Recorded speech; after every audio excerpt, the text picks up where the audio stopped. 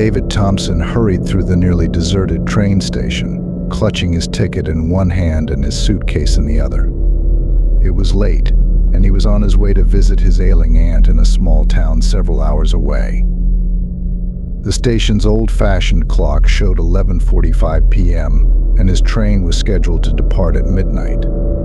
The air was chilly, and the fluorescent lights cast an eerie glow over the empty platform. David was a meticulous man, always planning everything down to the last detail. He had checked the train schedule multiple times, making sure he wouldn't miss this last train of the night. As he approached the platform, he saw the train standing there, its windows dark and the engine humming softly. It looked ordinary enough, but something about it felt off, as if it didn't quite belong. Ignoring the uneasy feeling that crept up his spine, David boarded the train and found an empty compartment. He settled into a window seat, placing his suitcase on the seat next to him. He glanced around, noticing that the train seemed almost empty, with only a few passengers scattered throughout the carriages. The train whistle blew, and with a jolt, the train began to move. David felt a wave of exhaustion wash over him. He leaned back in his seat, intending to rest his eyes for a few minutes. The rhythmic clatter of the train on the tracks soon lulled him into a deep sleep. David awoke with a start, unsure of how long he had been asleep. He rubbed his eyes and looked around, expecting to see the familiar sight of fellow passengers and the dim glow of the train's interior lights. Instead, he found himself alone. The compartment was empty, and the only light came from the dim, flickering bulbs in the corridor. Confused, David stood up and walked to the door of the compartment. He peered into the corridor, which stretched out in both directions, seemingly endless and devoid of life. The eerie silence was broken only by the sound of the train speeding along the tracks. He decided to explore, hoping to find a conductor or another passenger who could explain what was happening. As he walked through the train, he passed several empty compartments. Each one was in perfect order, but there was no sign of life. David's unease grew with every step. The train's windows revealed a desolate landscape outside, unlike anything he had ever seen. The scenery was barren, with twisted, leafless trees and rocky terrain stretching out under a starless sky. There were no towns, no lights, no signs of civilization, only an endless expanse of nothingness. Just as David was beginning to panic, he saw a figure sitting in one of the compartments ahead. He hurried forward, relieved to find another person. The figure was a middle-aged man, dressed in a suit that looked slightly out of fashion. He sat motionless, staring blankly out the window. "Excuse me," David said, stepping into the compartment. "Do you know what's going on? Where is everyone?" The man turned slowly to face him. His eyes were vacant, devoid of any emotion or recognition.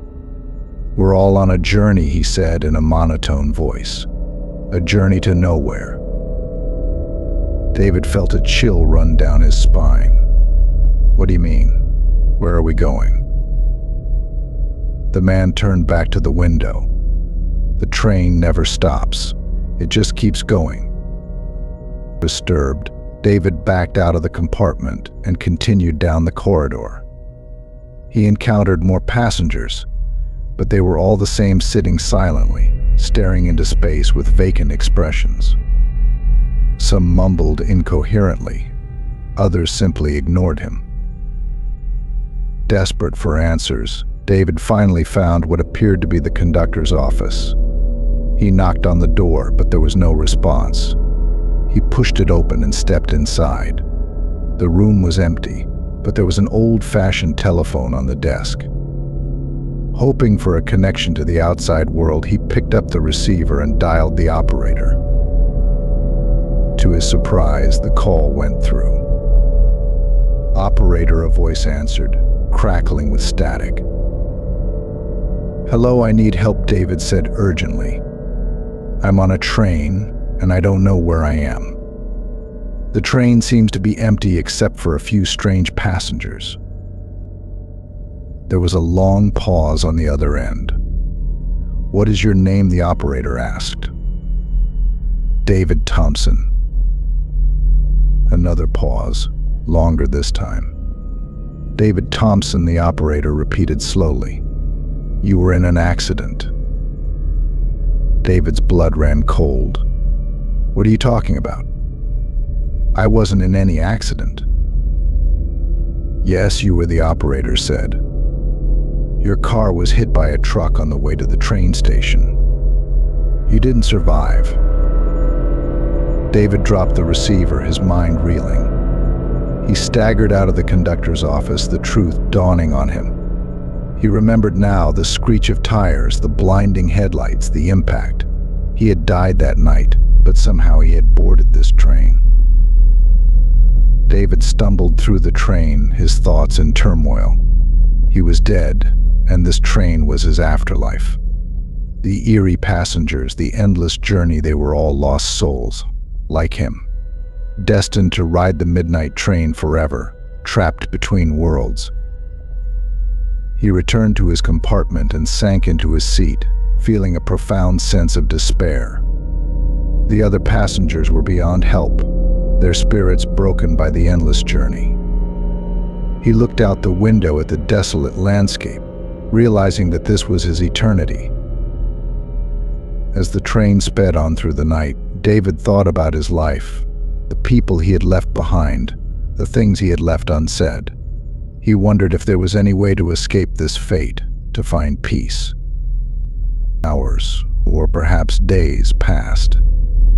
Time had no meaning on the midnight train.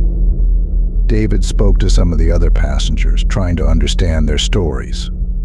They came from different times and places, each with their own tragic tale. Some had accepted their fate, while others still clung to the hope of escape. One night, as the train rattled along its endless track, David met an old woman named Margaret. She had been on the train for decades, but unlike the others, she retained a spark of life in her eyes. "There is a way out," she told him in a hushed voice. "A way to move on." David listened intently as she explained. Occasionally, the train would pass through a tunnel, a gateway between worlds. If a passenger could muster the strength to leave the train during this passage, they could move on to the afterlife. But it's dangerous, Margaret warned. Many have tried and failed. The tunnel is filled with shadows, and they will try to pull you back. Determined, David decided to take the risk. He couldn't bear the thought of an eternity on the midnight train. He prepared himself, gathering his courage for the moment when the train would enter the tunnel. One night, the train's lights flickered, and a cold wind blew through the compartments. The train was approaching the tunnel. David stood by the door, his heart pounding. As the train plunged into darkness, he felt a wave of icy fear wash over him. The tunnel was pitch black, and the air was filled with whispers and shadows that reached out with ghostly hands. David steeled himself, focusing on the light at the end of the tunnel, the promise of freedom. He pushed open the door and stepped into the void. Instantly, the shadows closed in, tugging at him, trying to pull him back onto the train. He fought with all his strength, pushing through the darkness, reaching for the light. It felt like an eternity, but finally he broke free. The shadows fell away, and he stumbled into the light, collapsing on the ground. He felt warmth and peace envelop him, and he knew he had made it. David opened his eyes to find himself in a beautiful meadow, bathed in golden sunlight. The air was filled with the scent of flowers and the sound of birds singing. He felt a profound sense of relief and joy. He looked around and saw other souls, those who had also escaped the midnight train. They smiled at him, welcoming him to the afterlife. David felt a sense of belonging and peace that he had never known in life. As he walked through the meadow, he thought about the train and the lost souls still aboard. He hoped that one day they too would find the strength to escape and join him in this place of peace. David had found his redemption, and he was finally free. The midnight train continued its journey through the endless night, carrying its passengers through desolate landscapes and dark tunnels. Some remained lost, trapped in their despair, while others clung to the hope of escape. And on certain nights when the train passed through the tunnel, a passenger would muster the courage to step into the darkness, seeking the light beyond. For them, the journey would end, and a new beginning awaited in the afterlife. The legend of the midnight train lived on, a tale of lost souls and the search for redemption. And though the train would forever ride the tracks of the night, there was always the promise of light at the end of the tunnel.